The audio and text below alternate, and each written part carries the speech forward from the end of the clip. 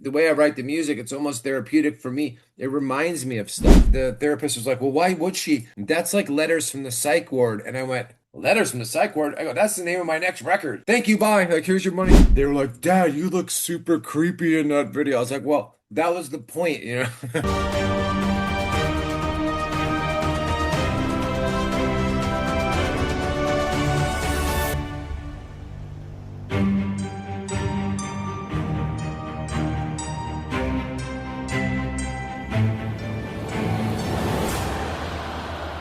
Welcome to another episode of In the Chair. Today we are in the chair with Tony West from the band Blacklist Union. They are a heavy as hell, kick-ass band with a pretty amazing following of 150,000 Facebook, about 150,000 Instagram.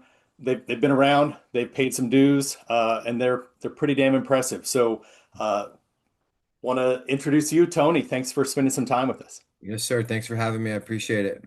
The first thing I thought when I hit play on the first video on your YouTube is that it's heavy as hell. Is Yeah. that a fair description of Blacklist Union? I mean, dude, I love heavy, and LA always has LA has this stigma of the hair metal, and like when I was a kid, like for me it was, Seattle, and then the real rock and roll like AC/DC, and there was Junkyard, Guns N' Roses. I mean, Jane's Addiction was huge for me growing up.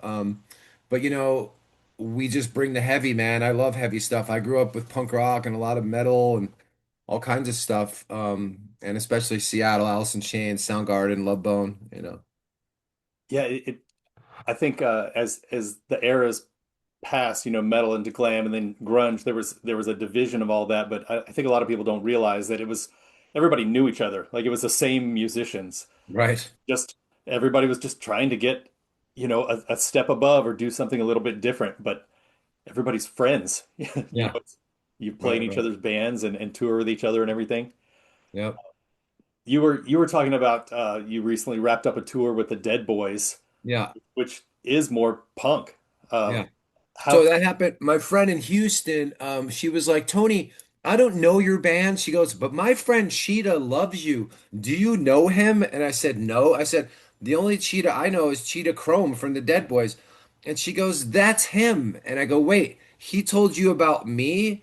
And she goes, yeah. And I was like, whoa. And then we ended up doing dates with them. And Cheetah was great. The whole band was great. And some things went down at the end, some punk rock things that I'd rather not get into. But Cheetah was great, his tour manager, and it was really cool. And it was, you know, the audience really dug us too, man. We just brought it, and we got to play in Seattle and Portland and a bunch of places, so it was really cool. with, I mean, Blacklist Union has a certain level of success. What do you think the next thing is? Just off camera before we started, you were talking about just, a slot on a bigger bill is So, a golden ring, you know? I really believe, especially after seeing Steven Tyler sing the other day, he sang so great. Like Aerosmith's going to do another tour, and we're calling like them, give us a chance, like people gave them a chance. You know what I'm saying? Like have us do direct support. Let us prove ourselves. Like, Steven Tyler and Joe Perry and Six from Motley, I mean, he runs the show. Angus from AC/DC, and Axel and Duff and, Del James, they're Axel's manager. Like, give us a chance, man. We're carrying the rock and roll flag and we bring it. I always say, you have to bring the wow factor because, like, if you're not bringing the wow factor, like, you might as well just go home. And, I honestly know that we deliver the goods. We bring the wow factor. And when I see a band, I want to walk away saying, wow, that was kick ass. You know what I mean? I don't want to just be like, I want to feel inspired, touched, moved, and inspired, dude. That's what music is healing. And, ever since I was 5 years old, that's all I've ever wanted to do is play music, man. So, and we've done a lot, but it's time to level up here, so Yeah, I think when you go see a band, if they're good, that doesn't matter. Like good doesn't cut it. I think you have to kind of carve yourself into people's brains by yeah. putting something out there. Um, how do you all approach the stage? Like when you get out there, what is it about Blacklist Union that you're like, we're better than every other band in this bill because Well, I don't know about being better than anyone, but we just deliver the goods is what it is. And then there's lots of energy. The songs, are I'm very proud of our songs. They're good, catchy, kick-ass rock and roll songs, like that's what I want to hear, when I listen to a band. So, and then we have like I said, an energetic, kick-ass live show, and it's super tight and it's super good, and we just love it. yeah, the one of the older videos, letters from the psych ward. I mean, heavy is one thing, but it's there's a an authentic darkness. I mean, that's a pretty dark, ominous tune, Yeah, I but love it's that song. We open up with that song, and whatchamacallit, my kids, I have a 13-year-old daughter and an 18-year-old son, and they were like, Dad, you look super creepy in that video. I was like, well, that was the point, you know what I mean? So, but it's funny because how I got that title was I was in this therapy session, and I'm like, man, my girl's not texting me back, blah, blah, blah, writing me back. And the therapist was like, well, why would she? That's like letters from the psych ward. And I went, letters from the psych ward. I go, that's the name of my next record. Thank you, bye. Like, here's your money.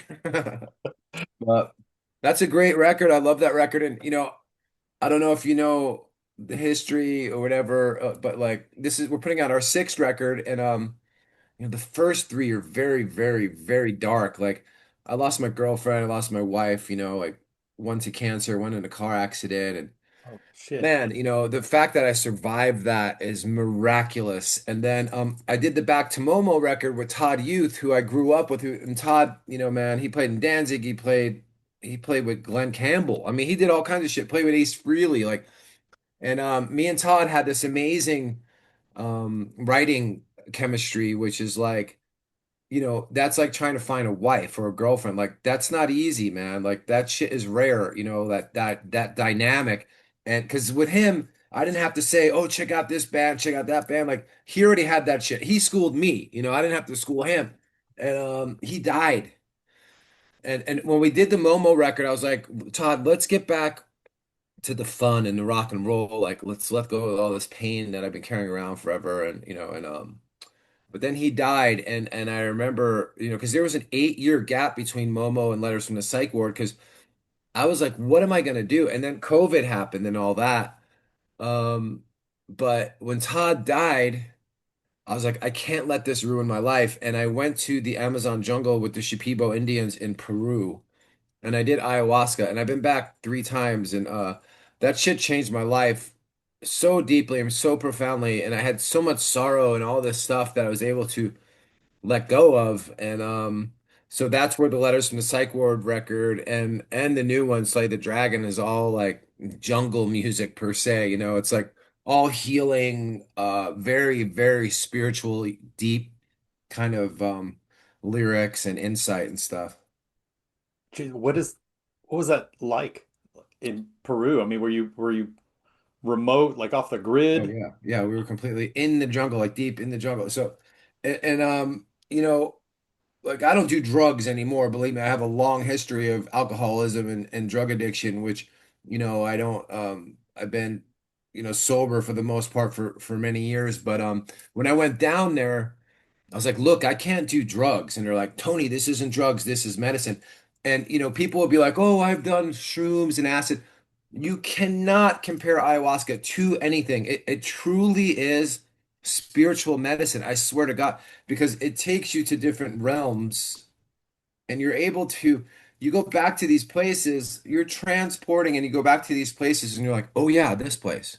Oh yeah, I forgot I had this power or this magic, or I can let go of this, or I can invite this into my life, and I can let go of this characteristic I don't like about myself and grab another one, or whatever it is. You're able to rearrange and heal so much. And the first time I did it, I've done it 17 times now, but the first time I did it, because you have to have an intention, and my intention was to see all of my people that were behind the veil, man, that passed, onto the other side. And dude, I saw every single one of them. I continue to every time. And some people who I forgot, you know what I mean, that were there. that I saw, and I'd be like, "Whoa, what are you doing here?" or whatever. Then there's a couple that didn't come to me, but very, very heavy, dude, that stuff. So Holy shit. yeah, Thanks for sharing all that. Uh, yeah. no, it's one thing to uh, you've dealt with an immense amount of tragedy, and it's one thing to process grief, but yeah, that Grief is terrible, man. And lots of people deal with it. So I'm not the only one. And believe me, dude, I had a gnarly childhood. So do many people. But the point is, we don't have to let it ruin our life, and paralyze us because I did, man, for years. And I've been talking, like Tammy from Faster Pussycat, like what happened to him, right? His girlfriend jumped off a cruise ship in front of him, dude. You know what I mean? In front of him.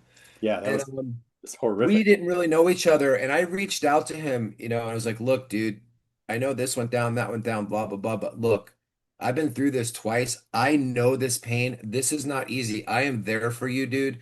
And because people will say hideous things, bro. Like they've said hideous things. I've read hideous things about Tammy. His girlfriend fucking died in front of him, and people will say horrible stuff. And even with me, like.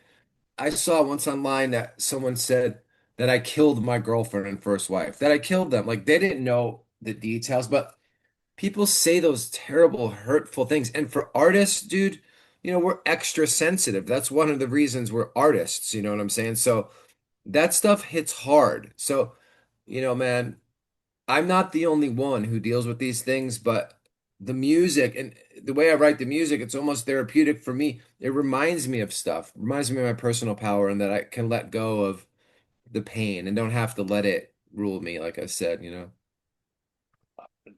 That's some phenomenal stuff, man. Really, thank you for sharing.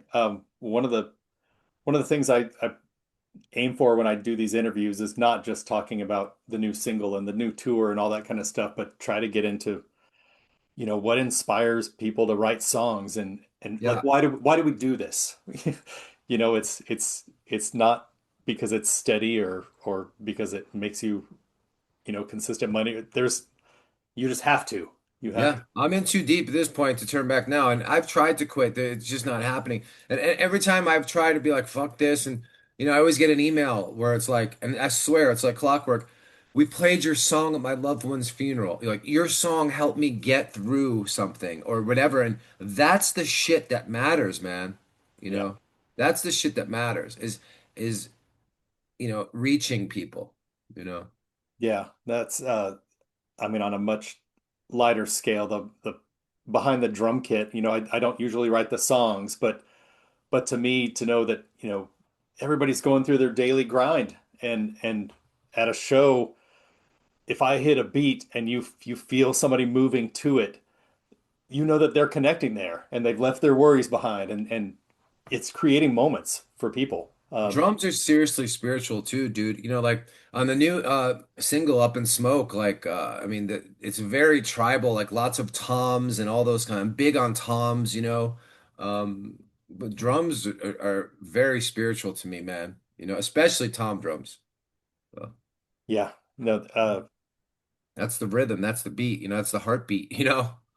yeah, no, there's nothing like a good just a tom rumble to get a song going or Yeah. a breakdown or whatever. I mean that uh yeah, it's spiritual. You really caught me off guard. Oh, I thought we were gonna talk, rock and roll and everything, and I love this. I really appreciate you opening up like this. yeah, I mean, I'm an open book, dude. You know what I'm saying? Yeah. On the fun side, I don't think this interview is going to be posted before July 12th, so we're talking in past tense now. You've got Crewfest at the Whiskey A Go Go legendary venue. Uh, Tell me about Crewfest. How did the band get involved with that? And I mean, we've been doing it, for years, and with the last few years we've been headlining it. It's always a good time. It's my first wife, she died from cancer, so I always have a soft spot for cancer. And I've lost my friend DH from the Dead Kennedys. He was a drummer, died from cancer recently, and Carrie White is another lady who wrote a book called Uppercut, who is this very famous hairdresser. So cancer is you know.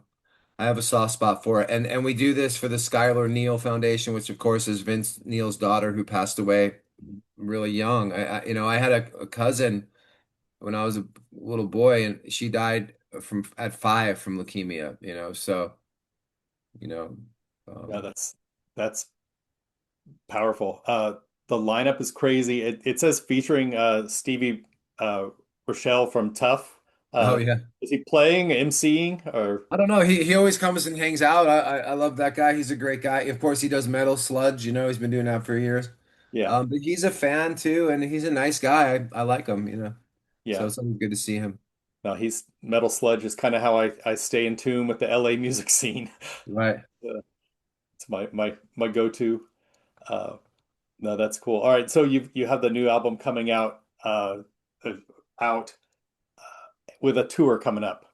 Uh, let what's the tour going to be like? You're going out with So Texas Hippie Coalition. Well, we've been out with them before. It looks like we're going to go out with them again, so we're looking forward to that. We love being on the road. We're really looking forward to getting to the UK and Europe. We've been trying to get over there for years. But we're all grown men with families and stuff. Like we can't, it's got to be, we got to make something. You know what I mean? Like at least to cover our ass and stuff. Of course we have merchandise, but I mean, we just want to be on the road all the time. But like I said, like before we started rolling, like, Aerosmith and Guns N' Roses and Motley and Alice in Chains and Social Distortion, like, please take us out with you. Let us prove ourselves and turn some people on to some, and it's funny, like a new band, but we've been around for a long time now, you know what I mean? But we're not going away either. I always say to Paul, our manager, I'm not going away till they carry me out in the body bag. So. No, it is funny. No matter how long a band has been around, when you get that opening slot on a huge tour, just everybody thinks, oh well, who's this new band opening up? Right, right. No matter what. Overnight success, right? Yeah, yeah. And then they find out you've got 8 albums. uh, talking about kind of the interplay Doing of this interview. Oh, okay, somebody's here for you. Yeah, Kevin, tell him I'll be right there. I'm doing this interview. What's up? yeah. No, we were talking about just kind of traversing punk, grunge, glam, all that kind of stuff. The another show you have coming up at Bar Sinister in September, there's a goth dress code. Like, Oh God, yeah. is that another kind of community that the band just hops on a bill and doesn't care like who's on I the mean, bill? we kind of cross, we fit in a bunch of genres, man. Like we could play with a punk rock band, we could play with a blues band, we could play it with a goth band, because we're across the spectrum. We have all those influences too. And but the one thing about Bar Sinister, it's the last debaucherous rock and roll club in Los Angeles, and it's been around for a while. And I love, Lisa runs it, and I've known her for years, and she's so legit, goth, and I love their rules, like no white shoes, no blue jeans. Like you're not gonna find none of that shit in my closet anyway. So I kind of like that.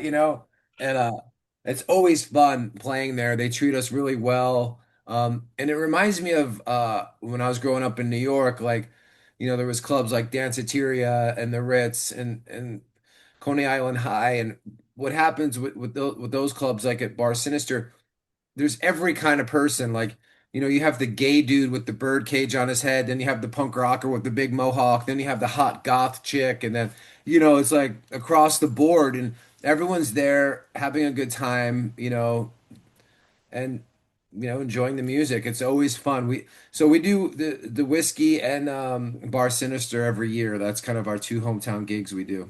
Yeah, that's cool. So we've talked like music and touring. Uh, Nobody likes the social media side, but you guys have an impressive following. Yeah, I mean, how much how much time and energy do you devote to the online promotion piece as opposed to writing and rehearsing and Well, see, performing? that's why we have a manager because, he takes care of all that stuff, all the business part of it. That includes social media, websites and stuff. That way we can, I can concentrate on writing and getting the record done and recording and rehearsing and practicing. I'm always practicing vocals. The other day, Saturday, I sang 20 songs and I ended it with Supernaut and Paranoid by Sabbath, you know? And then I looked up, you know, the YouTube performance of Black Sabbath, and the last song Ozzy sang was Paranoid. I was like, what the hell? You know, so but I forgot where I was going with that or what were we talking about, but No, I think it's interesting, mainly that yeah, your manager kind of helps oh the right. field the online stuff. I think Yeah, it's yeah, because man, you know, that you have to have the business part down. And luckily, you know, Paul Crosby, he's our manager, but he's my good friend and I can trust him. And I know he has my back and I have his too, you know, and he's a good man and I love him. He's like my brother. You know, I've known him for shit, 28 years. no, that's I think that's implicit. Yeah. You've got to be able to depend on your management, and they have to depend on you to know that you're going to show up Yeah, of course. at a gig and get the touring done and all that kind of shit. But uh, that's that's cool. Um, man, I've been blown away by Blacklist Union. Thank you. And yeah, I'm trying to think. Do you have any idea if your upcoming tour is going to hit Texas? Yeah, we're always playing in Texas. Yeah. We've been through Texas a bunch. Yeah, we love it there. All I right. love the women and I love the food. Yeah, the food is dangerous. Dangerous. Although we did have a bad experience in this town called Baytown, Houston. Have you ever heard of that? Oh, I know Baytown. Oh my God. So we played this fucking hole in the wall place. Oh my God. And they were so mean to my manager, our bass player at the time, Cordell Crockett, who was in Ugly Kid Joe, and like, you know, our crew guy Scott Willis, and just between our manager Cordell and our crew guy, they probably have a million miles under their belt with like multiple platinum records and stuff. And you know, they're very humble and they don't lead with their dick, like they're not, oh, you know, leading with their resume. But these people were so disrespectful to them, and I you know, I'm the leader of the band. So a lot of times I have to bite my tongue and shit and not say anything, you know, and they totally punked us in this Baytown place and it was such a shit show and we played two songs and they shut us down, dude. And then I beeline to the sound guy and I said, "Motherfucker, this is how you treat people that come and play music for you like from out of town? Like what the fuck?" And and I was like, fuck you. And he says, you can't say that to me. And I was like, okay. I don't know if I should say what I said, but I was like, suck my dick, motherfucker. And then he was like, why don't you go back to Hollywood? And I was like, I better split before I get my ass kicked at this roadhouse in the middle of Texas. And I was like, okay, I will. But, you know, these things happen. And, you know, we're not new, dude. Like, we remember names, we shake hands, we're kind and respectful to everyone because that's just who we are, you know. But also, we're not going to let people disrespect our crew and disrespect our people either, you know what I mean? So, and unfortunately, you know, I'm the spokesman.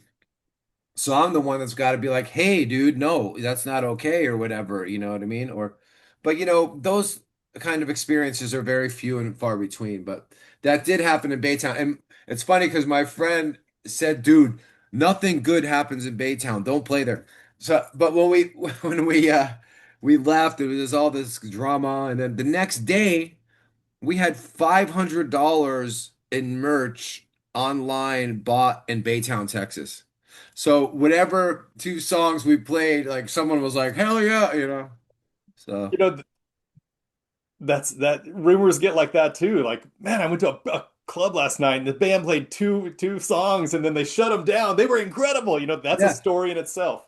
there was this black dude there, and like he didn't give a shit about rock, like you know what I mean. But after those two songs, he was freaking out. He's like, "Dude, that was so badass," and he was a dude that doesn't like rock, you know. And I was like, "Thank you, bro," you know. That's cool. So Yeah. the band has logged a lot of miles. You just told a really, shitty story of a shitty venue or whatever. What's been a highlight? You know, the biggest There's show or many. craziest show or whatever. Yeah, I mean, I remember going through New Orleans the first time, and this fan was so cute, and she was like, "Oh, I made you some homemade jambalaya," and I was like, "What's that?" and I was never the same again. I love Southern food and Southern women and stuff. But, mostly everyone's so nice and really respectful and kind. And, um, like I said, we love being on the road. So, No, I think as a band, like you kind of aim not to piss anybody off, and be accommodating on the road. And so that's a good fucked up story. yeah, shit happens. You got to keep rolling, though. Well, cool. Well, hey, thanks for taking the time. You know, keep an eye out for Blacklist Union. Everybody who's watching this who hasn't been familiar with them, maybe folks watching this in the UK, check them out online. They're on all the socials, all the streaming platforms, all that kind of stuff. Tony, it's been great to visit. I've actually learned a lot, and now I want to go to Peru and see if I can Nice. figure my shit out. It's a game changer. And, for the people in the UK, we cannot wait to get there and rock your world. Like, we've been trying to get there for a long time. We want to make this shit happen. And, I'm gonna go to London in September to see Warrior Soul and talk to Corey about doing a package together, Warrior Soul and Blacklist Union. And but yeah, Europe and the UK, we're just dying to get there. We just can't wait.